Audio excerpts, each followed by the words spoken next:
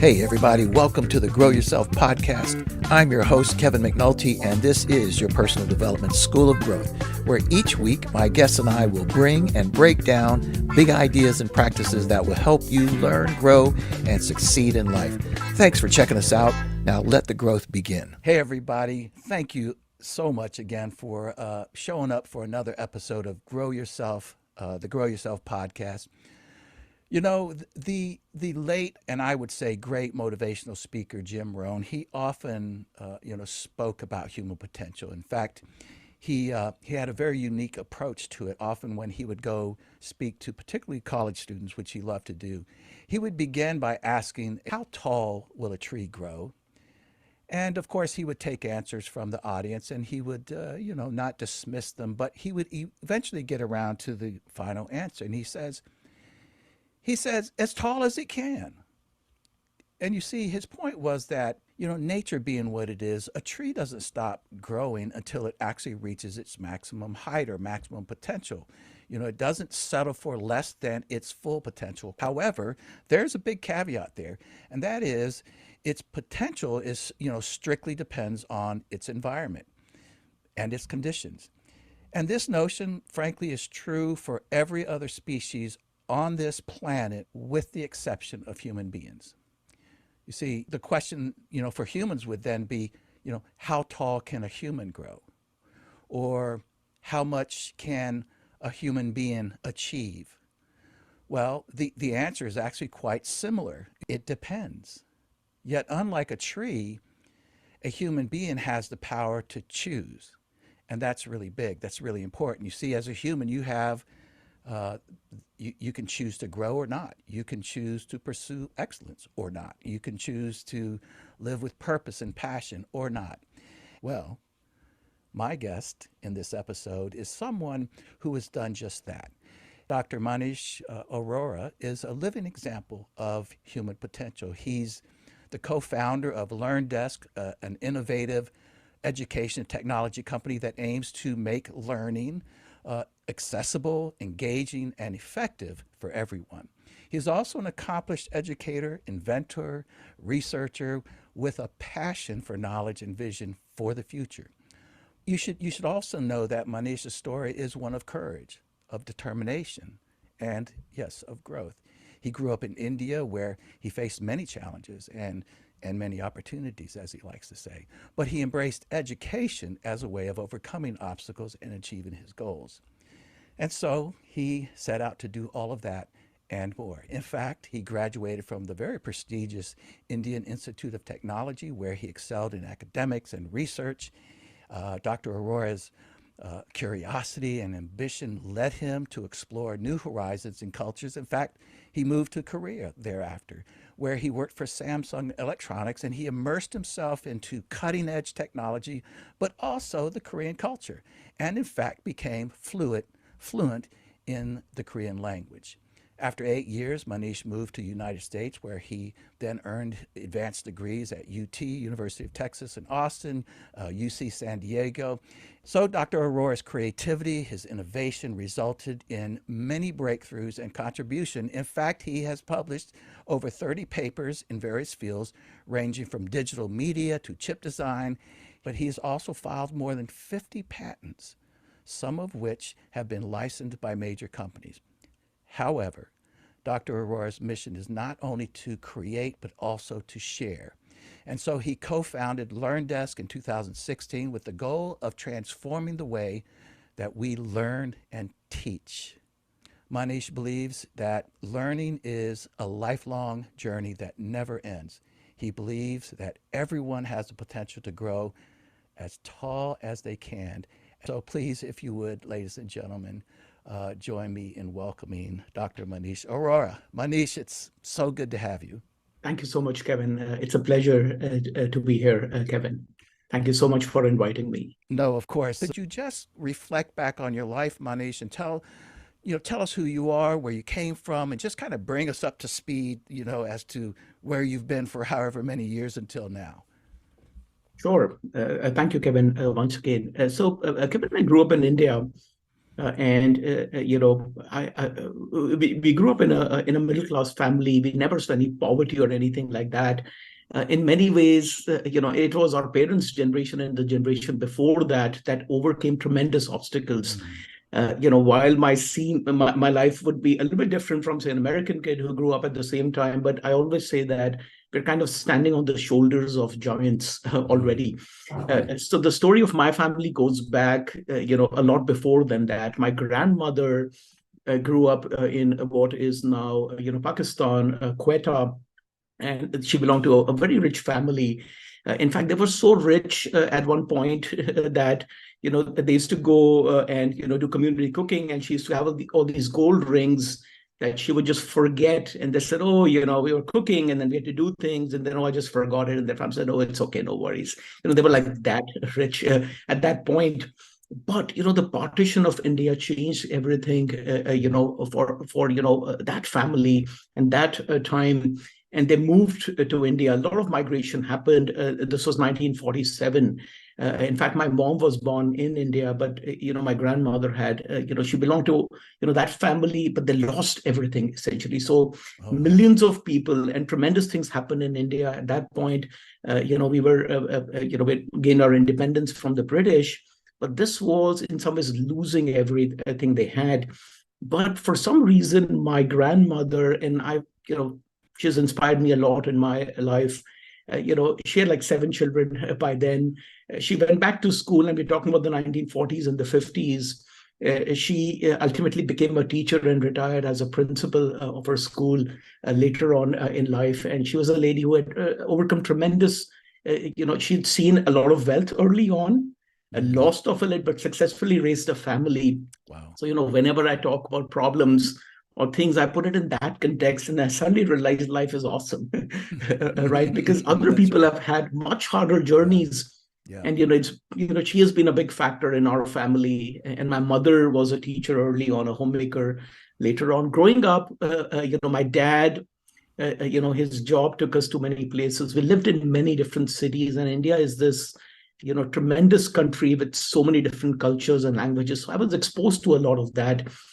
Growing up, at least till middle school, my teachers used to say that, well, this kid can become really good only if he applies himself. And I was fairly average in school. I was more That's hard interested to in ping believe. pong. I was more interested in playing ping pong. My dad, was a ping pong champion. He used to play for his bank's team, and we had all these trophies. What I've found is that kids look at things, they imitate their parents. So I Mm. wanted to, play ping pong. I made it to the school team, but at the expense of, academics and so forth. But then, growing up in India, and India is again very different. I've been lucky to study, for a long time as part of the US education system, and India as well. India, because there's so much economic, diversity and so forth, India, at least while we were growing, was very big on standardized testing. So you go give this exam, you have 9 hours of standardized tests. They test you on maths, physics, chemistry. That's it. There are no essays. There's no life story. And 1 in 500 kids would make it to the top. And growing up, our parents always wanted to, for us to go to a good college, as does every parent Sure. in most countries, because it's a ticket to much better life as compared to them. Sometime around after middle school and during high school, something clicked in me, and I became a lot more academic. I think part of it was a few teachers. I liked our maths teacher a lot. Again, we imitate people, we imitate our parents, we imitate our teachers, and she could get me to do things. I gained more interest, and then I began to immerse myself. I went and bought every book I could find. What I've found in life is that if you immerse yourself in things, that is the best way to learn. And it's not just set curriculums and everything. So I did, pass the test. In fact, by the second or third year of, I think it's typically a 2.5 year preparation period. A year and a half in, I was very confident, that I could do things. But by then I had immersed myself. So I went from a kid who was not that academic to somebody who became, fairly academic, Interesting. figured things out. And that's been a big theme of my life. And then, it was more STEM stuff. I grew up, thinking that I'm not good at languages because I never used to score well in history or English and stuff like that. And then, as a life experiences took me to various places. Later on, I moved to South Korea. For the first year, I used to think, oh, I have no ability to learn a language, but that changed. And later on, I'll tell you a little bit about how I learned Korean, which was rather unconventional. Oh man. And then, I moved to the US, went to grad school, founded a company, worked in industrial research. I'll talk about some of that, my experiences there and what guided me. But that's a high level overview, Kevin, you know, of right from the beginning and my background and what the way my family grew up, right, and to where I am today, Kevin. There's two things that you said, more than two things, but two things that jump out at me that are intriguing and that I think the average, well, let's just say many people, at least in this country, struggle with parents do, and that is whether, and there's been more and more debate about it now, but whether or not they should send their kid to college, or whether there's another means of success. And I think many years ago, this used to be much more understood that there were various means, roads, paths to success. When I was growing up, when I graduated from high school, it never entered my mind that I would go to college. It just wasn't part of my thinking. I eventually got my degrees in both bachelor's and master's, but I did my master's when I was 45, I think, or something like this, you see. But the point is that I want to ask you about this because on the one hand, you said, I really wasn't very accomplished in high school, and then something happened, and you became more academic. The thought is you're either smart or you're not. You're either capable of college or you're not. And then you interjected this point about figuring things out. So I just want to ask you about this maybe for those out there struggling about whether college or not college or how to be successful. What are your thoughts about this? So, Kevin, what I've learned through all of these experiences is that we put ourselves in a box. Hmm. Almost always, the size of the box may vary, and I've put myself, and I continue to put myself in a box at times. But I truly believe that you can become exceptional at anything if you're willing to Mm. spend the time at it. And it is perhaps going to take way more than you think it is, and it's going to Mm. perhaps be harder than what you think it is, but it is possible. I debate this topic with my friends, even today, who seem to think otherwise, that people get defined. We don't get defined early on. I think we never Mm. get defined. It's choices, but we put ourselves in a box very early on. So I put myself in various kinds of boxes. So one box I put myself in very early on was I'm not good at languages, and I Yes. overcame that. Mm. Another box that I put myself in was that I'm good at academics, but entrepreneurship is something very different. Okay, and then I had then had the courage to start a company. Another box that I put myself on is I'm a technology guy because I have all these patents and everything, and I can't do sales. As an example, I can go on and on and on and on. In fact, I teach people how to do sales to many people, and I help them.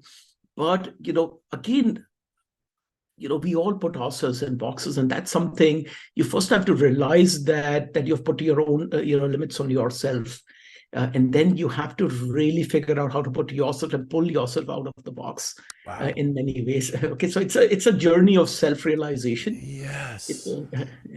I love that. A yeah. journey of self realization. And I believe in that so much. I'll tell this very briefly, this story that I think you're going to like, but I want you to pick up on this idea that you've already been talking about. So I remember it was some type of a news. I don't even now, it's been so long, I don't know if I read it or saw it on television or something, but essentially there was there was a man who bought a house, if I can remember this correctly, and and he for some reason he had I don't remember if he was showing the house around to somebody. Maybe he was going to sell it or something like this. And so he's showing this house to this person, and they're walking through the house, and he's showing them it's an old house and some things he's done to it. But the crux of the story is that they were walking down a hall, and just as they walked down the hall to the right, there was a door that was open to the garage, and the man that followed him looked, and he goes, oh, he said, what's that? He goes, oh, that's my Harley Davidson. He goes, oh my goodness, of all oh, you know what, he was an engineer, and actually it was a news crew that came over to interview him about something he had invented, whatever it was. So anyways, so he goes, oh, they said, oh my goodness, and you're a Harley Davidson, yada yada yada. He goes, no, not really. He says, I actually don't even ride. And they were confused. They said, well, why do you have that beautiful, completely cherried, gorgeous Harley Davidson out there? He said, well, actually, I bought this house from a very old man, and when he was showing me around, he showed me this Harley, but it was a piece of he said it was literally a pile of junk sitting in the middle of the, and he said, the old man said, I don't know what to do with this, and the man said, don't worry about it, I'll take care of it, and had no agenda, just said, I'll get rid of it. I don't even know if he knew it was a Harley or whatever. It was that in desperate. And he said, and so I worked on it, and there you have it. And the news journalist his mind was blown. He goes, what do you mean? Do you have a like a bachelor's in mechanics? Or he goes, no. Well, how did you do this? He said, I just figured it out. I just looked at different things and I said, this must go here. And I've been working on this for years, but I just figured it out. That's all. And he doesn't even ride. And you said that earlier, and we've talked before, and you mentioned this whole idea of figuring things out. And I think that's so important in our world where admittedly, I go to YouTube pretty quickly nowadays to figure stuff out. Talk about that, Manish, about how you figured things out. The Korean language. We'll start with that. Yeah, very interesting, Kevin. And I really think that we're very lucky because we have tremendous access to knowledge. Yes. Whether it's YouTube, again, I think YouTube is great for things. Learning how to videos and things like that. I don't consider YouTube as a way to really educate myself. But we have these tremendous resources available. But at the end of the day, knowledge. Kevin, knowledge is pervasive. You go to a library and there are a million books. Okay. It doesn't mean that, we are able to assimilate and apply that knowledge. And figuring it out comes down to, first assimilating that knowledge and then, figuring it out and then applying that knowledge. And it's where you apply that knowledge is where you gain the deeper insights. So year one, I get into Korea and I've convinced myself that I absolutely cannot. I'm bad at languages. I've convinced myself of that. And then, 3 months go by, Samsung says, hey, enroll yourself in a Korean class. It would help you. And I go to class and, I give up very, very quickly. So 3 weeks in, I said, not happening for me. And why is it this way? And the teacher said it is this way because it is this way. Or languages are funny, right? I mean, how do you pronounce a certain thing? It is just that. That's how pronunciation works, right? So I convinced myself that this is not going to happen. In some ways, it was different times in Korea. The year was 2002, and the World Cup was happening in Korea at that point. So that country had become more open. So they had, now, signs and everything in English. Before that, they didn't have that. So you were kind of, and in a big city, they had that. But, for everyday life, it was really a challenge. At the workplace, things were fine, but you got to live your life. You got to be able to buy groceries and so forth, right? So, it helped me that Korean is an alphabetical system. It's not a character system like Chinese. Chinese is one of the hardest languages to learn. Yes. Because you really need to learn 10,000 characters, but Korean is alphabetical. In fact, Korea has this tremendous link to education. So there was a king named Sejong in Korea, and Korea used to have used a Chinese character-based system. And King Sejong said, and you'll find him in all bills in Korea. October 9th is his birthday. It's coming up, by the way, World Education Day is Oh, the I'll birthday of be King Sejong. Okay, interesting. really remarkable, Yeah. that we're meeting around this time. That's I think that's when I had landed in Korea around that time as well. And he said that I'm going to create an alphabet system in Korea. So he created what, 20 or 25 characters. And, like English has alphabets, right? So he moved from a character based system to an alphabet based system. And those are easier to learn. Okay. So I started to learn the alphabets a little bit. And then, I was able to read a little bit, and I was able to, quickly read and predict the rest of it to, with some accuracy, I could start to make my way around, Samsung being a very large company, even in the early 2000s. They were a very powerful force in Korea. They Yes. were very nice, took care of all of their foreign employees. So we had all kind of help available. But then I got more interested. So year one, I kind of gave up and then restarted classes towards the end of year one after being very frustrated. But then by then I had like figured out, oh, this is an alphabet system. It's not impossible to learn it, because early on I didn't even realize that this is alphabets. I thought these are all Chinese characters, right? I had no idea, Wow. because in a newspaper there's still intermixed Chinese and Korean. It took me some time to realize that this is like 26 characters if you learn, right? And a colleague of mine sat down with me and showed me, literally how to write A, B, C, D, or the equivalent of that. So I said, I can read. And I quickly picked up reading in a week. Okay. Wow. And then I went back to class, and I found this very, very, very funny Korean teacher, and he would, joke around, and he made it enjoyable.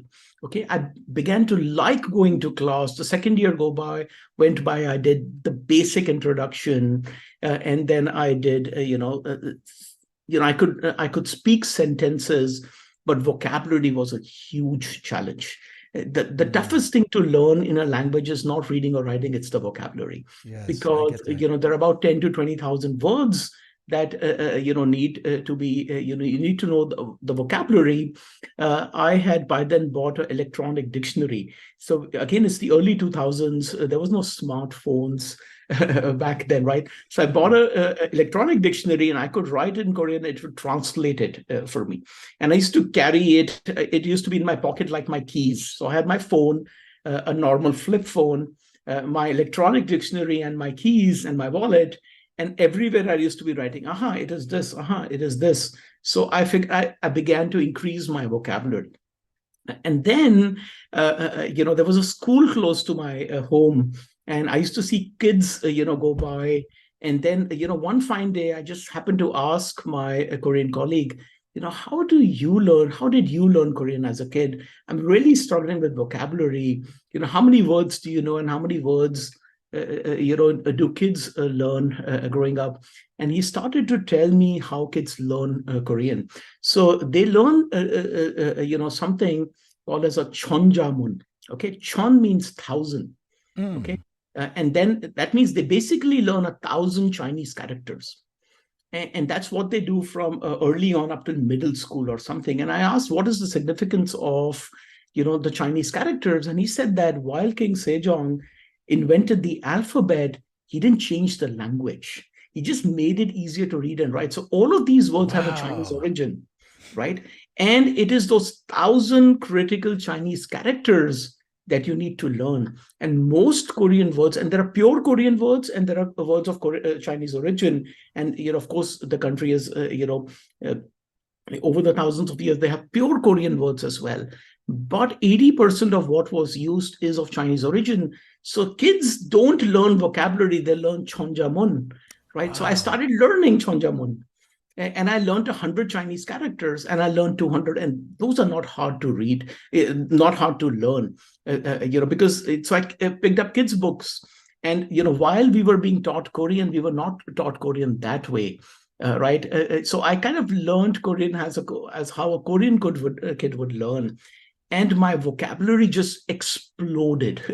It just Wow. exploded because within those 500 combinations of, characters, combining two or three of them to form a word, my vocabulary grew to 5,000 words, to 10,000 words, to 20,000 words.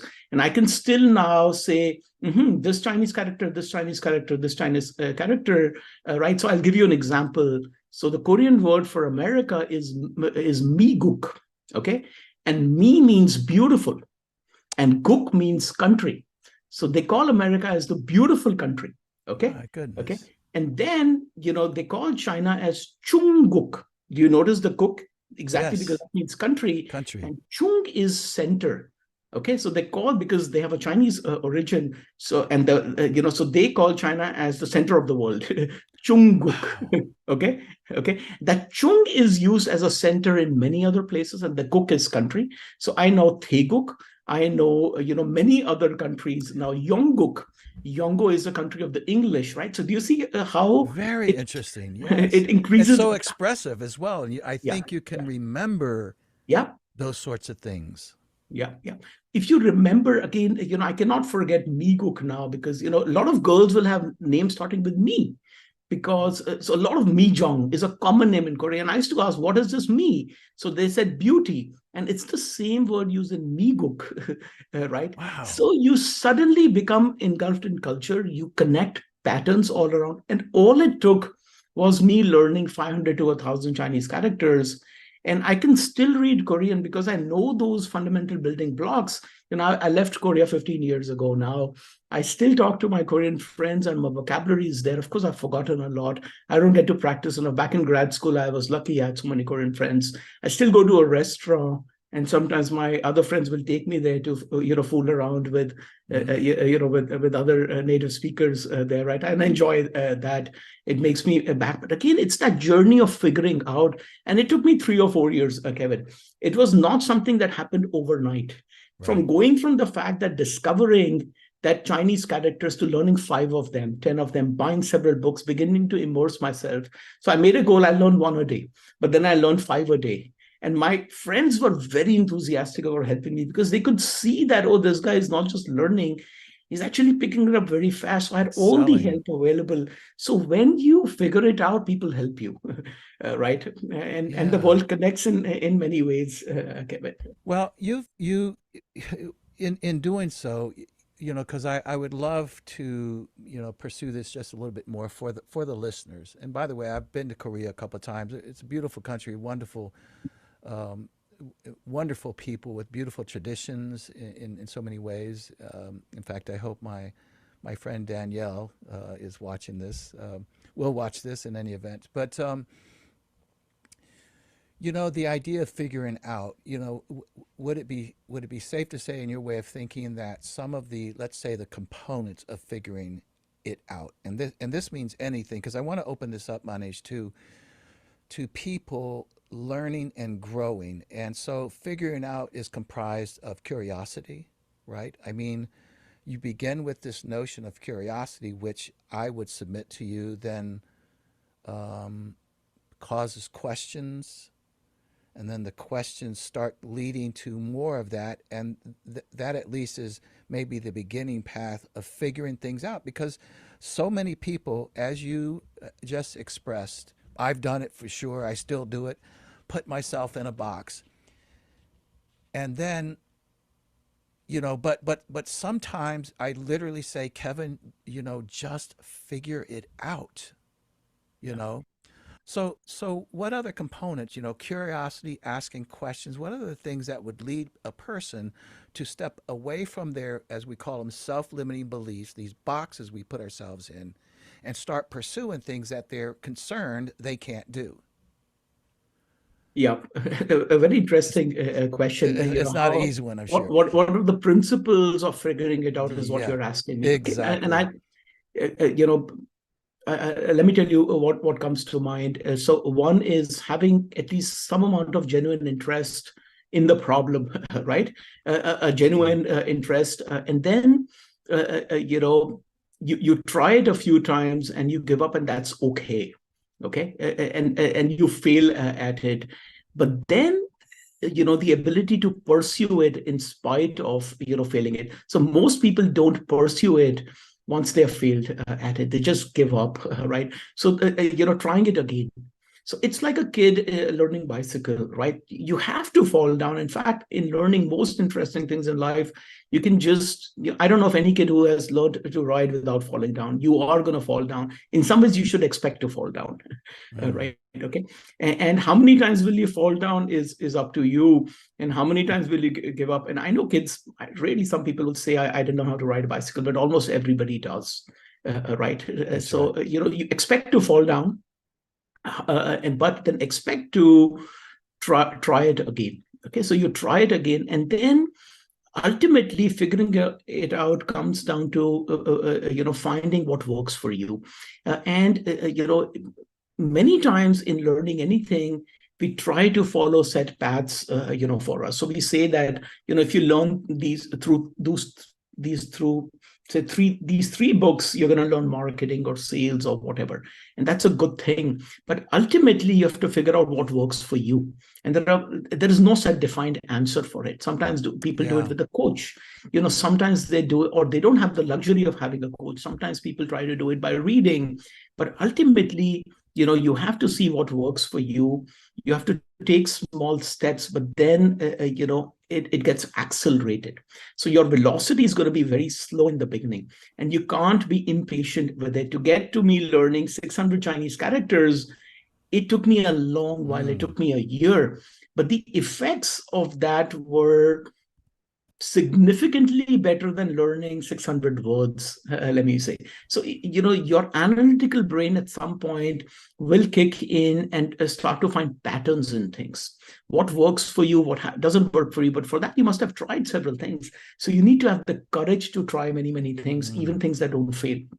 Okay, so you need to know what things work, what things fail, what things work a little bit, but then have the courage to continue to to try new things and new approaches. And then your analytical brain in some ways will say, doing this and this works. Okay, and that that is the initial part of figuring it out, but then you can't just stop over there. Okay, because your goal is, again, if you really want to become very good at something, you have to continue. You have to continue. You have to push yourself up and up and up. And the real value comes much later on, Kevin, because you cannot still speak Korean knowing 500 words. You can only become very good at it when you know 5,000 or 10,000. That needs tremendous effort. So you have to, even once you figure it out, Kevin, success can seem very far.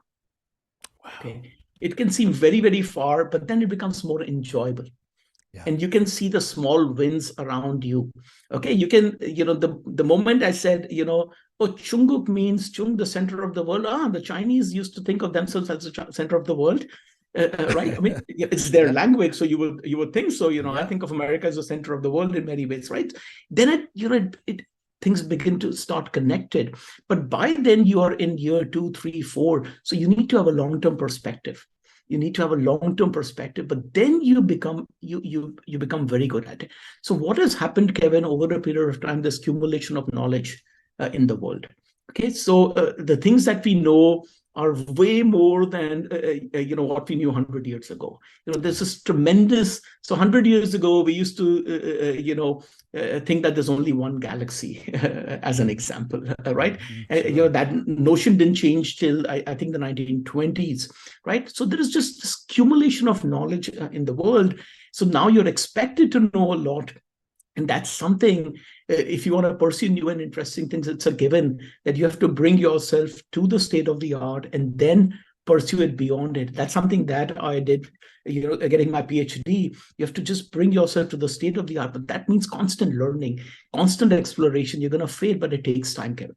Okay, Wow. it takes time. So you cannot say, I'm going to give myself 2 months to learn a language, or I'm going to give myself 2 years to or 4 years to become a very good engineer. You may get your degree. Again, Kevin, one thing that I've learned is you said the notion of going to college or not. In many ways, what I've learned and made mistakes there, college is not life, it's preparation for life. Okay. So when you Yeah. go to a very good school, like I went to IIT, I found that once I came out, I had a good job and all of that. But then ultimately, you still have to use that knowledge. Okay. So in some ways, going to a very good college, blocks you from applying yourself. So you have to then, use that knowledge to do Yeah. something meaningful, useful, for yourself, create interesting things if you have that bent of mind. So Right. all of this is preparation. College is preparation for life, not life. Right? Okay. Well, I So think, boy, that's so important what you said, and I'll tell you, you just delivered an amazing, stream of thoughts about figuring things out, about success. And I was just writing down keywords as you went along, and I want us to break this down for our audience because right now, Manish, I'm thinking of maybe younger people, you know, define whatever you want younger to be, but people who are still trying to find their way, trying to realize their potential, whatever the case might be, that might listen to this. And I mean, I think you hit on so many different important points. First of all, the whole idea of genuine interest in something. And, genuine interest doesn't have to be, by the way, one's passion. You see, how do you discover your own passion? I think that's a whole conversation in and of itself. But if there's something that you are going to pursue or need to pursue, then you do have to have this basic, genuine interest in what it is that you're doing for whatever that reason might be. yeah, Then you went on, and I thought these two were really big, and they kind of flowed throughout as you were talking. One, you didn't say these words, but you mentioned this idea of expectations, of expect to fail and expect, and that the expectations take place before you try something. It's at least it's best to, in my way of thinking, that if you're going to try to ride a bike as an adult, to expect that you're going to fall, then I believe gives you the mindset.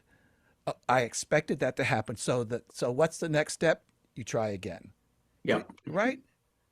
Yep, that is correct, Kevin. Okay, so at some point when you get used to learning many, many new things, that's an advanced concept. When I do sales, as an example, I expect three no's to begin with. So I feel Mm, that the real conversation starts after the three no's, yeah, because then interesting. you're forced to delve deeper, right? Yes. I figured it out. That's Yeah. one sign when you can predict things before happening. Right, that's a Yeah. sign that you have a handle on things. But again, I still haven't learned how to close $10 million deals or $1 million deal. I'm Uh, still learning. Again, so yeah. again, there is this path to learning, Kevin. Okay, so people put themselves in a box to begin with. Okay, so you have to untie yourself from a box, believe that you can do it, try to do it. It's okay to fail. Give it, try a few different attempts at it. Try different approaches to learning the same thing. One approach to learning thing, and I'll tell you of three approaches I tried. Going to class was one approach I tried.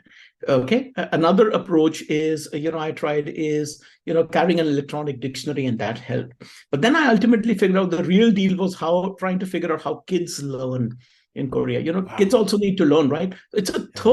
a fourth approach was, trying to have conversations in my neighborhood and with my colleagues and so forth. And Koreans are inquisitive people, right? They'll come talk to you, and they're very friendly, and Mm. and they're very happy if somebody's trying to do that. So I had positive reinforcements. But ultimately, do you see, these are all different approaches. Yes. And while somebody might have tried only one approach, going to Yeah. class, Yes. right? Trying these different approaches, but then once you've figured it out, you gotta, in Silicon Valley, we have this interesting phrase. If you find a small hole, like if you can thread a needle, you must try to drive a car through it. That's how Silicon Valley, Wow. Silicon Valley works, right? Yeah. They Okay. find these Mm-hmm. small opportunities Mm-hmm. because everybody's trying to thread the needle. Yeah. And while it looked like something very small, but once you've discovered it, okay, then you realize, if I learn, 5,000 Chinese characters, then, I have a vocabulary as good as, say a native speaker and, an adult, right? Again, so it's about threading that needle, and you will thread that needle. If you stay long enough to it, if you figure it out, and, everybody again can't thread a needle in the first attempt. It takes many Right. attempts. Do you see that analogy there again? Yes, absolutely. Right And again? and to your point, you may try different approaches. I mean, different ways that you're holding it or whatever the case might be. That's Yeah. fascinating. The other So thing that again, go yeah, ahead, please. sorry, Kevin. I'd like to add that, Please. that what we have taken is these concepts again. LearnDesk is a system that we build that enables this in many ways. So you can Right. go read a book there. You can go talk to a coach there. You can attend a group class there. You can take a recorded program there. You can join a webinar. Again, there are all these different approaches, and that in some ways, with the accumulation of knowledge, people wanting to learn new things, you need all of these ways to learn, and you can perfectly do it on your own. So this technology that is coming to your help as well. In fact, we built LearnDesk from all of these experiences. I'll tell you another interesting story, of somebody putting themselves in a box and overcoming it.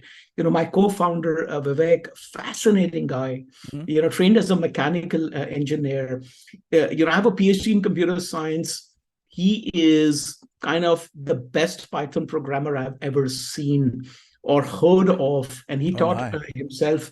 But it took him 15 years. He's written probably several million lines of code. He has figured it out, right? So you put yourself in a box. So people around him were not coding. They used to do mechanical stuff and engineering, drawing, and so forth, right? But he had this interest, no formal education in coding yet. Okay, now I think we think that anybody can code. And again, this applies to pretty much everything, Kevin. Okay. So, and then we build this platform around it. We'll talk about it in more detail, Yes. Kevin. Mhm. Let's go back to the concepts. Yeah, no, no, fascinating. Yes, and we definitely are going to talk about LearnDesk. So the other thing, though, and you just kind of expressed that when you were talking about Vivek, Yeah. about it took him 15 years to learn coding, and the other, well, let me say some of the others, and then I'm going to finish off with this one. You mentioned, again, I don't know if you actually said this, but I wrote this down that the courage to try, and to try again. These are all principles for learning and growing and succeeding. You mentioned, again, you mentioned, that sort of this momentum that you get this stride going. Again, I don't know if that's a word that you use, but it was something that I'd written down. But the other one that I thought was really important that you just mentioned through Vivek, and you've said this with other things, and that is this concept, which I believe that many of us, I might even say this is I don't know if it's an American phenomenon with younger, more, I don't know, but it's the idea of patience. That I think, let me just say that just believe that generally speaking, people are becoming less patient for a lot of different reasons, but certainly if you're, for instance, if you're too patient in the business world in Silicon Valley, somebody will pass you up. So you have to either go with the culture or not. But you would certainly agree to learn, grow, change, succeed. Ultimately, patience has to play a role here. Yes, Kevin, I feel that looking at younger adults and even my colleagues and older colleagues, I think we've gotten more used to instant gratification, There, right? Okay, right, exactly. so we want our Amazon box to be delivered the same day.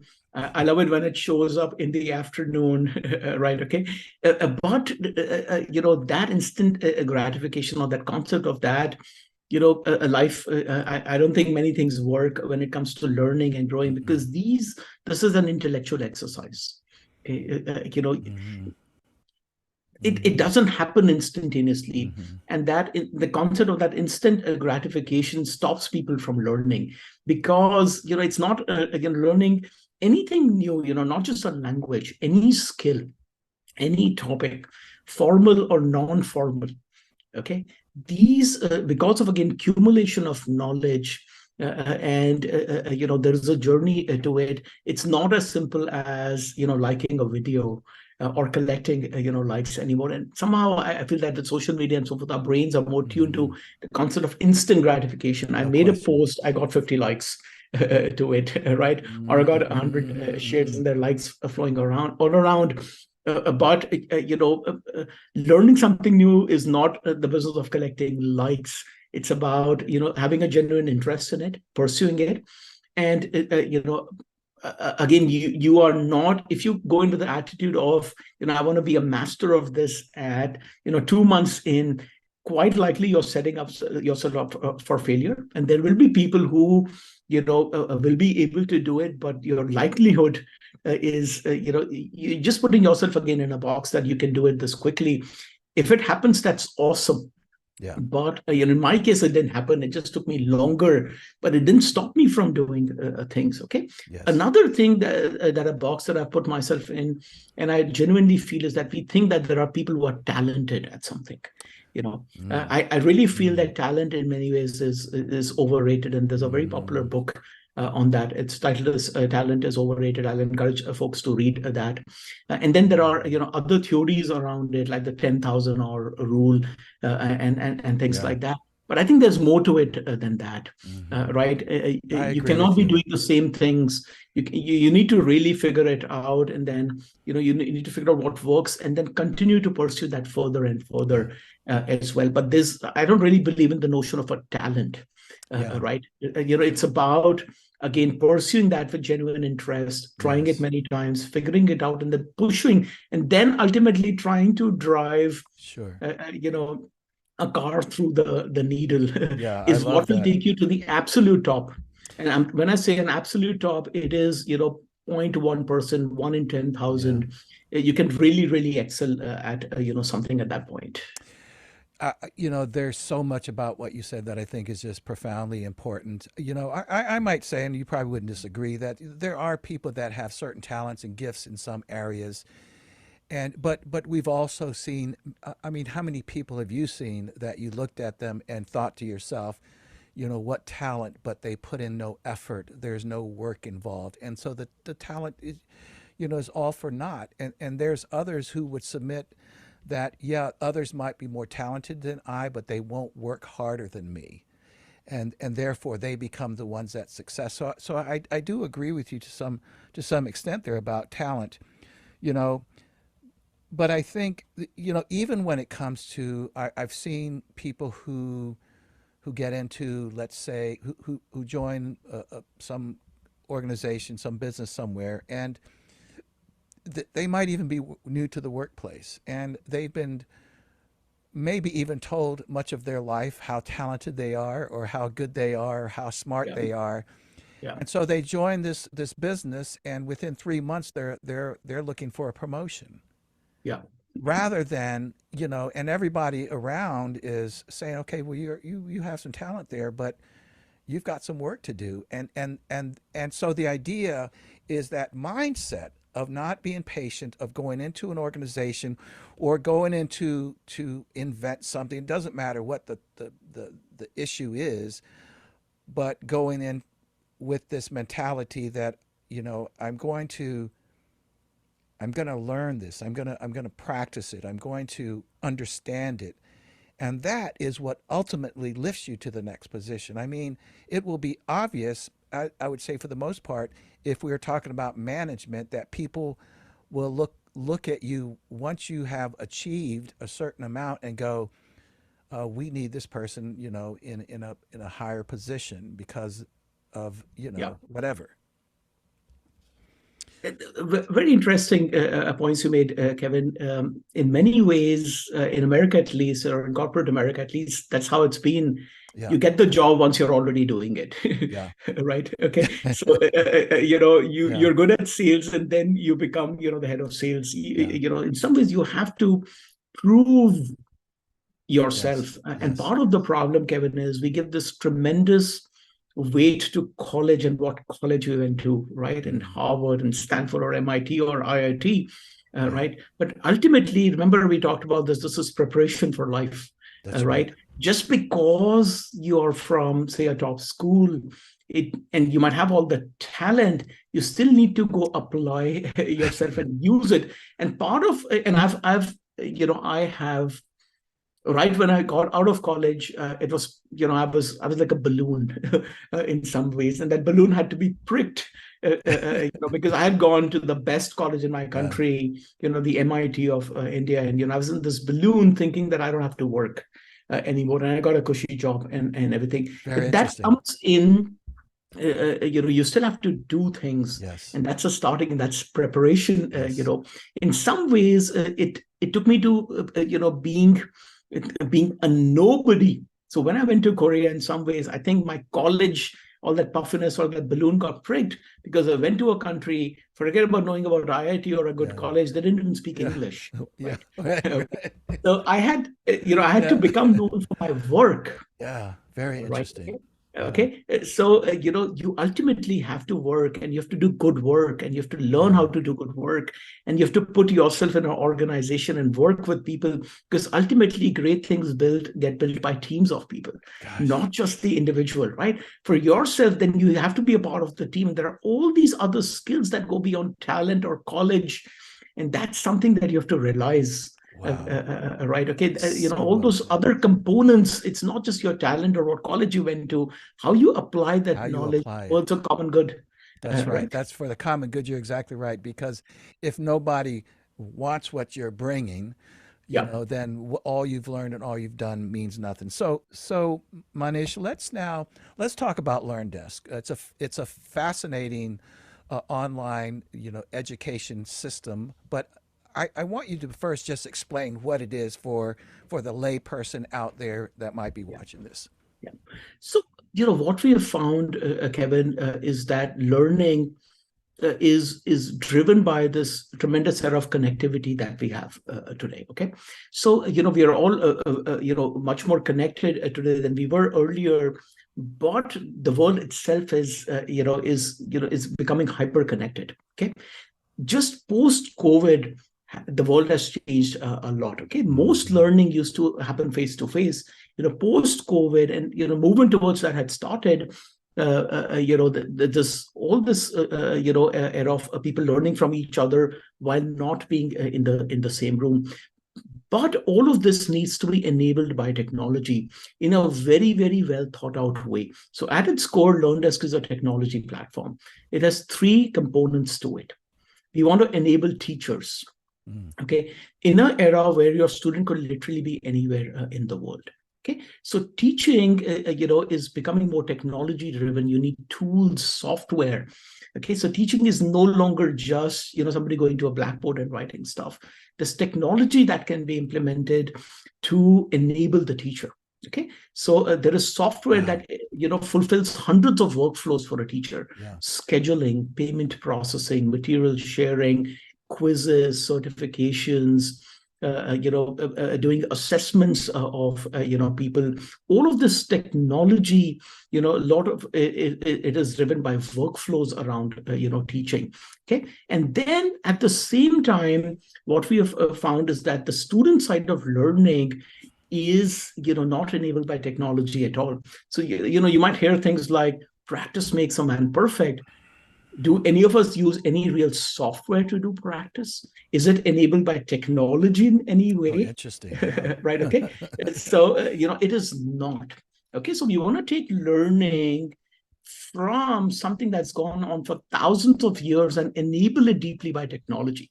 So, three things around it: technology for Wow. teachers, technology for learners, and then connecting teachers and learners together, because we work or live in this global era. So, Kevin, in the 1970s, manufacturing became international. A lot of the stuff started getting produced globally. In the early 2000s, services moved international. Okay, it's predicted that learning and enabled by this era of hyper connectivity, learning is going to become a lot more international. We see that across college campuses today, right? Colleges provide a Yes. tremendous learning environment, but then I was talking to a charter school the other day, trying to get them to implement LearnDesk. There are 25,000 students who are remote, Kevin. Wow. Okay, so they are as big as any school district in our country, right? And they're a charter school purely online. Okay, purely Amazing. online. Okay, so tremendous opportunities, but all of this has to be driven through technology and systems like Zoom and so forth. They're meeting systems. A lot of people come and say, we have Zoom, which is awesome, right? Sure. But there are all of these, workflows for teaching, how to enable it, workflows for the student itself, technology for the student. Whether you want to, some of what we have developed at LearnDesk is not domain specific, but we see a whole set of tools for learning languages, a whole set of tools for learning, a sport, a whole set of tools for learning personal development topics. Okay, a whole set of tools for people who coach, a whole set of tools for teachers who train physically, Oh, and wow. also the traditional boundaries between in-person and online are kind of merged. A lot of the online learning or technology companies, they talk about purely being online, but what it is really is technology to do offline and online. Okay, and then being able to connect. So we are in some ways trying to build the operating system of learning and teaching, because nobody has really built that. A lot of the technology companies, they're either consumer companies or they're internet companies. Amazon is busy, selling us stuff. Google is in the business of selling, clicks, and Microsoft is an enterprise company. There is this big dearth of pure technology companies focused on education who are trying to define how all of this will evolve in a hyper-connected world Yeah. 10, 20, 30 years from now.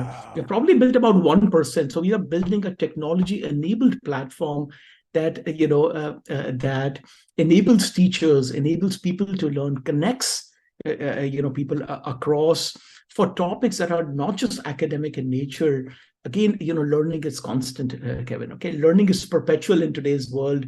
Learning is fun.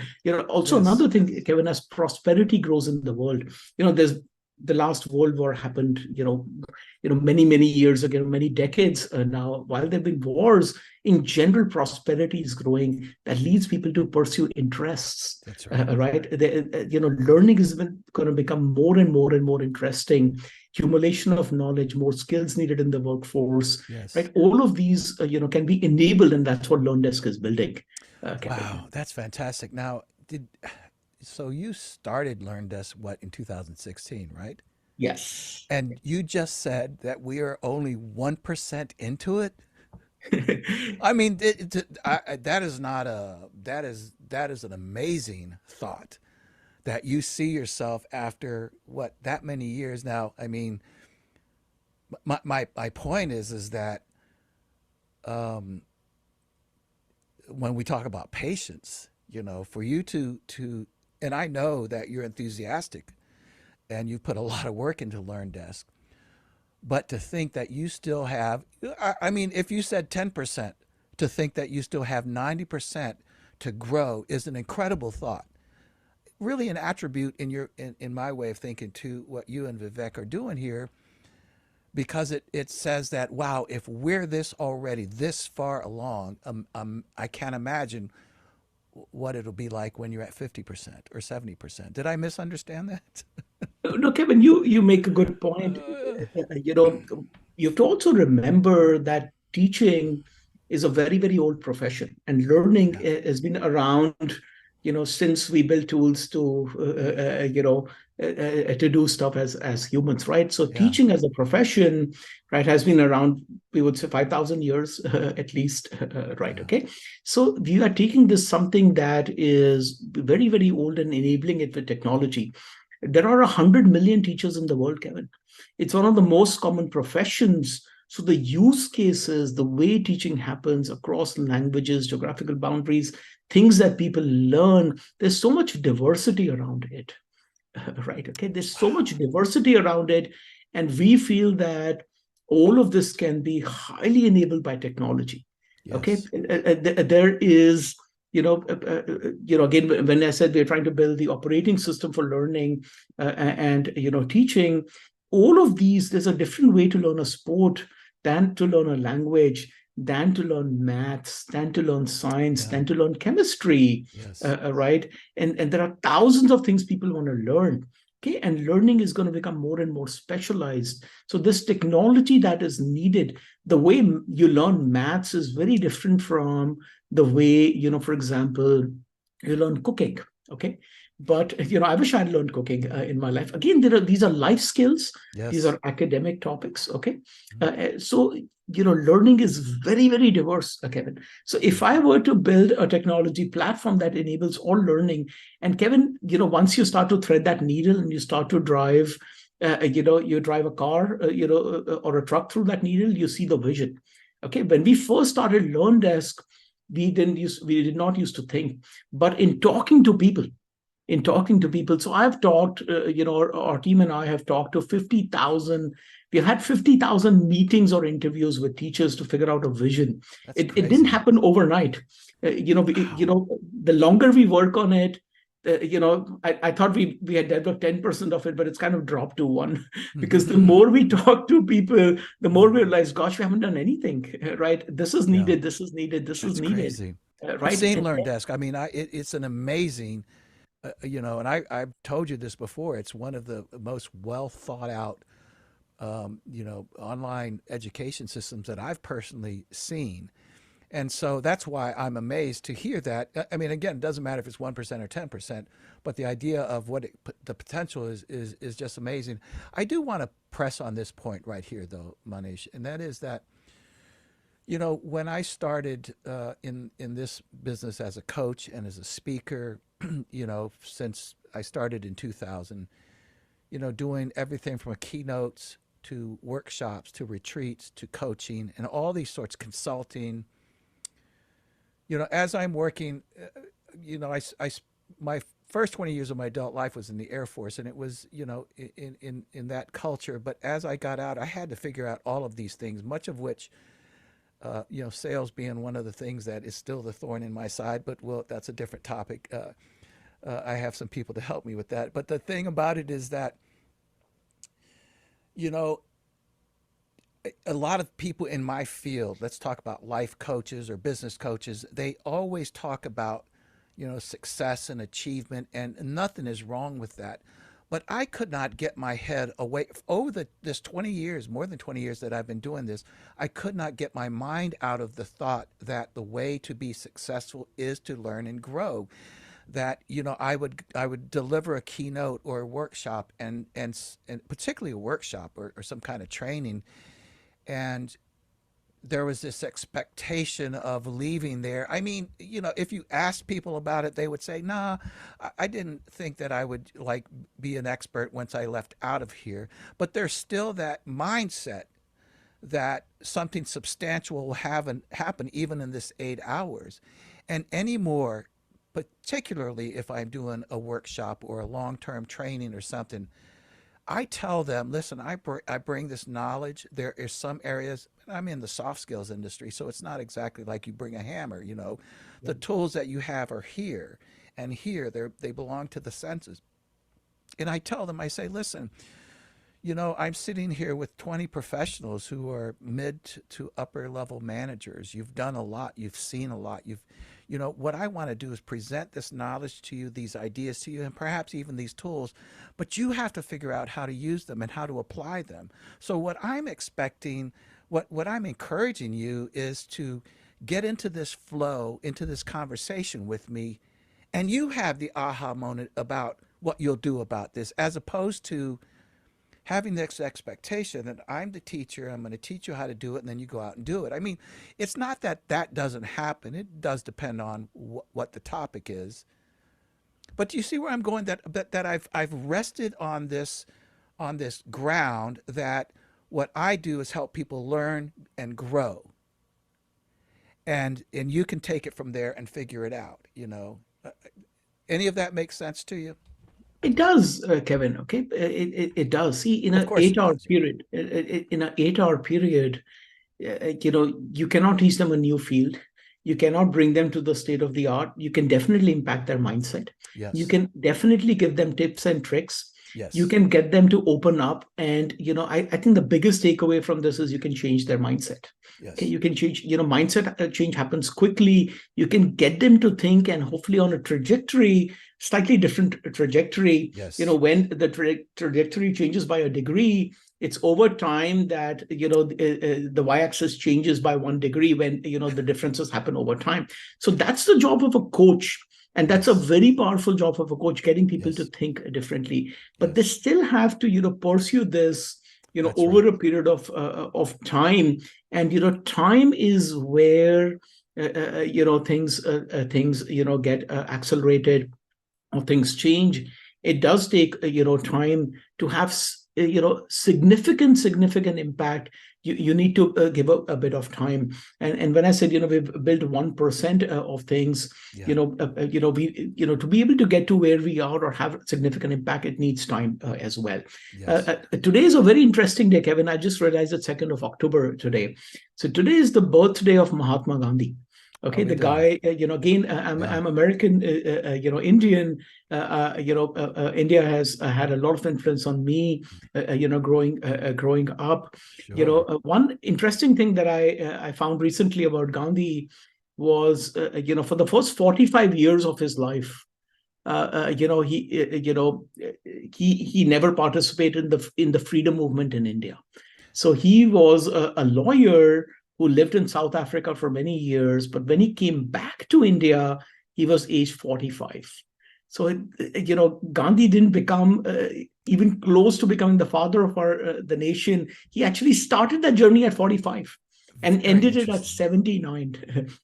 you Wow. know okay, so it's not too late, but That's then it didn't happen at 46, 49. yeah. Yeah. Right. It still took him 34 years, but then by then he was wiser. One thing he had learned as a lawyer, he had figured it out. Okay, there are interesting stories about him. So he was a lawyer in South Africa, and he used to know how to apply the rule of law, and the British were all about applying the rule of law. So he used that in a legal environment against them. For that, he had to be a lawyer. So there were other approaches to gaining independence, like being violent or non-violent. All of that came, but his approach was very unique, and all Interesting. his past contributed to that because he was a lawyer. He was a trained lawyer. He knew Interesting. because South Africa was also a British colony, so he knew the law, and he applied it in new and interesting ways. Then, of course, he needed all the other 100 things. Great, amazing person, motivate people, Sure. build a team. So, he had a team of 77 people who used to live with him in his ashram. So sometimes we say 77 people can change the world. I had no When idea. we Yeah, talk about Gandhi. that's good. I like that. Listen, that's interesting. I would have never thought about the team that he had. I mean, you think and read things about Gandhi. It's many times his quotes, and you see him walking by himself. But no, he had a team. Yeah. How interesting is that? Yeah, he had a team, and he had a very well knit team, and those people lived with him and fought for that, mission Yeah. over a period of a long time. So one thing that we have learned as part of LearnDesk as well, you need to have a team. You Hmm. can only achieve so much as a single person, until you can build a team and motivate other people. Again, having a team is the path to Yeah. achieving things of significance. So to go back to what you were talking about, the young adults who demand a promotion, you will get that promotion, if you've shown your value, if you've done work of significance, and you can show to your team members that you're a part of it and you can do great things together. Everybody wants to grow. Every That's organization right. wants to grow. But I don't think it really works that you go and demand growth. Growth cannot be Yeah. demanded. It has to No, that's be, right. you can't like demand a tree to grow up in some ways, right? That's exactly Yeah. right. Well, and that was exactly my thought. Now we're back to the beginning, and that is the idea that when Jim Rohn asked his audience, "How tall will a tree grow?" all of them would suggest things that we already know. They say, "Well, it depends on the type of tree." Yes, it depends on where it grows in the forest versus in an open, wide open space with a lot of sun. The nutrients it receives, the roots. There's so many different things, and that was his point about human potential. He would say the final answer is a tree will grow as tall as it can, dot dot dot, depending on these elements. And so then he transitioned to the idea that the same goes for you in your success in your life, but the one big difference is that you can choose to grow, and you can choose your environment. You can choose what comes into this space. You can choose what you learn, what you ignore. You can choose the conditions, is what his point was. And that's really the big difference. And so, and speaking of choosing, I hope a lot of people, Manish, choose to watch this podcast and hear the wisdom that you've developed over, obviously, really not even, a ton of years, but over a substantial amount of time. But also what's interesting, and what did attract me to having you on this podcast was that each time I ever spoke to you, I said, "Oh, it's a wise guy right here." He's probably an old man in a young man's body or something like this because you do you it. There's one thing to have knowledge, and another to apply it, and then another to be able to teach it. And that's what I think you really bring to the table here is wisdom based on the things that you've experienced. So, listen, before we call it a day, may I just ask, Manish, if you will just, and of course, all of this will be in the show notes, but tell people where they can find you, where can they find Learn Desk, whatever it is that you would like to share. I would love for you to do this. Yes, I'll encourage folks to check out LearnDesk. LearnDesk.us is our website. And if you're a teacher or a coach or somebody who likes to train people, set up a demo. We'll show you, what LearnDesk is all about. Come talk to our team. We'd love to, show you our vision of how teaching is evolving and how we can enable you to be successful. Teachers, coaches, trainers, your work is very, very, very important. I Mm-hmm. cannot stress enough how important teachers are to the world. They enable people to grow. And that creates a better society. So our mission, the mission of LearnDesk, is to enable teachers, coaches, training companies, enable people who want to learn. Okay, if you're a teacher or a coach or a training company, please come talk to our team, and we will do our best to enable you within your goals or give you perspectives. Or it's always fun to talk about where all of this is going and learn from you. Again, every teacher, coach, trainer, you go talk to people in your domain. There are things for us to learn as we build our technology That's platform. right. We want to talk to as diverse as teachers as possible. So we'd love to, do that. Okay. Thank you That's so much, Kevin, for no, that's having me. fantastic. I So enjoyed that speaking with you. absolutely, so that's learndesk.us. I will ask. May I ask you just one more question? Sure. What's immediately in front of you? What's happening in your world? And by the way, I did mention this at the front. I remember you invented something, you patented something that we are all experiencing right now, and I think you told me about this before, but I don't remember what it was. Yeah, so several things, Kevin. I was lucky to invent, several interesting things. So one of the things that I invented was tapping on a device to get it That's to, what it was. stop or pause. So again, some of these things you find, discover. It was the winters in Korea, and I had an MP3 player chained to my neck, but I had to remove my gloves because it had a capacitive screen. And I said, if I just tap on it and I get the music to stop, I could, just talk to the person. So out came of that personal experience of a small problem, and then if you see the Apple AirPods, you can tap on them Mm-hmm. to forward them, or go to the next song or something. But it started with that idea of tapping on an MP3 player because I didn't want to remove my gloves. So That is again, crazy. Kevin, things grow over time. When Mm-hmm. I first did that, I had no idea of where technology could lead it to be. And you were going back to what you were saying about we built 1% of LearnDesk. Think Mm-hmm. of the first smartphone, and we're not talking about a phone, because the first phones were like, I don't know, rotary or behind that. Mm-hmm. I only grew up with rotary phones, right? But look at the first smartphone and how we have come. If you see that Incredible. journey, the first Apple iPhone to the 15th one, you would then see that the first one was perhaps 1% or less of what it's today, right? So that's the same journey we can see for LearnDesk. It's a very powerful system. We have a vision. Come please work with us. Well, listen, Dr. Manish Arora, thank you so much for taking the time and sharing your great knowledge with us. And so I'll look forward to speaking to you again, I hope. Thank you, Kevin, for having me.